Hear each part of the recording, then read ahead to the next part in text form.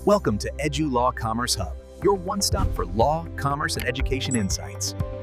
आज हम एक बहुत ही दिलचस्प और अहम केस के बारे में बात करने वाले हैं। एक ऐसा मामला जिसने हमेशा के लिए ये तय कर दिया कि हमारे कानून की नज़र में शक और सबूत के बीच की लकीर कहाँ खींची जाएगी। ये कहानी हमारी न्याय प्रणाली के दिल तक जाती है। सोचिए, एक कत्ल हुआ है, लेकिन कोई चश्मदीद गवाह नहीं है। कोई ऐसा नहीं है जो कह सके कि हाँ, मैंने ये होते हुए देखा है। तो फिर इंसाफ कैसे होगा? यही सवाल इस पूरे केस की जड़ में है। चलिए इस पहेली को सुलझाना शुरू करते हैं। कहानी शुरू होती है साल 1980 से।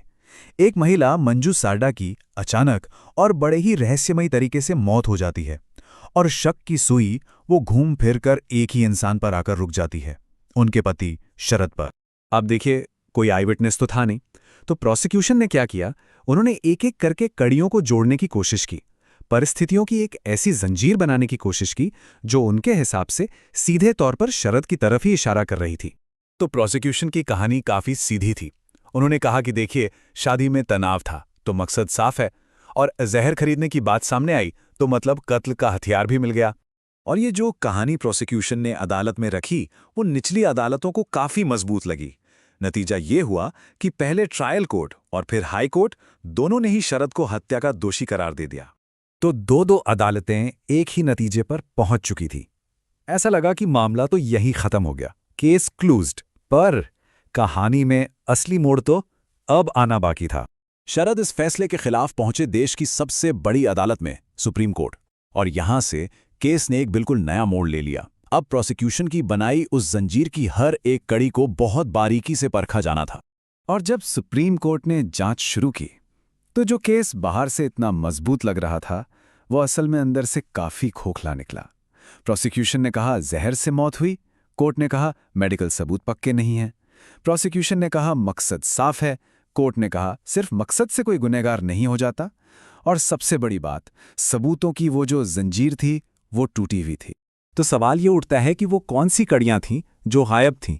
कहां पर कहानी में वो झोल था जिसकी वजह से ये पूरा केस बिखर गया?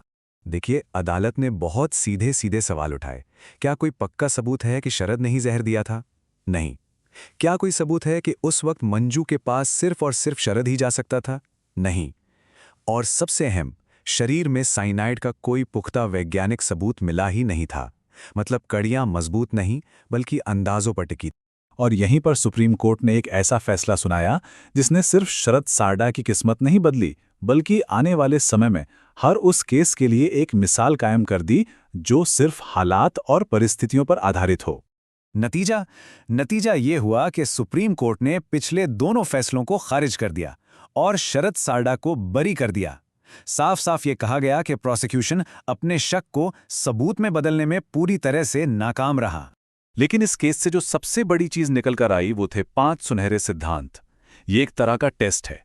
कोर्ट ने कहा कि अगर कोई केस सिर्फ परिस्थितिजन्य सबूतों पर आधारित है तो उसे इन 5 कसौटियों पर खरा उतरना ही होगा। अगर एक भी कड़ी कमजोर है या गायब है तो केस टिक नहीं सकता। और इस पूरे फैसले का निचोड़ इस एक लाइन में है जो आज भी भारतीय कानून में गूंजती है। शक चाहे कितना भी मजबूत क्यों ना हो, वो कभी भी सबूत की जगह नहीं ले सकता। यही इस पूरे मामले की आत्मा है। तो ये फैसला सिर्फ एक केस का फैसला नहीं था। 1984 के इस जजमेंट का असर बहुत गहरा और बहुत दूर तक गया। चलिए समझते हैं कि कैसे इस एक केस ने हमारी पूरी न्याय व्यवस्था की नींव को और मजबूत किया। यहां एक बात साफ कर लेना जरूरी है, परिस्थितिजन्य साक्ष्य का मतलब ये नहीं कि ये कमजोर सबूत होते हैं। बिल्कुल नहीं। कई बार ये इतने मजबूत होते हैं कि किसी चश्मदीद से भी ज्यादा भरोसेमंद हों। लेकिन सारडा केस ये पक्का करता है कि इस ताकत का इस्तेमाल बहुत बहुत ज्यादा सावधानी से किया जाना चाहिए। अब इन सिद्धांतों का एक और पहलू है जिसे समझना जरूरी है। एक तरफ तो ये किसी बेगुनाह को गलत सजा होने से बचाते हैं, जो कि बहुत अच्छी बात है।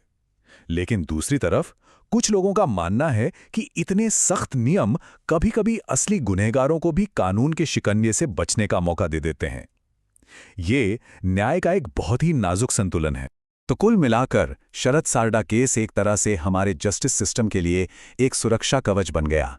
ये केस जजों को रास्ता दिखाता है, पुलिस को बेहतर जांच के लिए मजबूर करता है, और सबसे जरूरी बात, ये हमें बार बार याद दिलाता है कि हमारा कानून साबित हो चुके गुनाहों की सजा देता है, सिर्फ शक के आधार पर नहीं। तो शरद सारडा केस सिर्फ अदालतों के लिए एक फैसला नहीं था, ये हम सब के लिए एक सवाल छोड़ गया।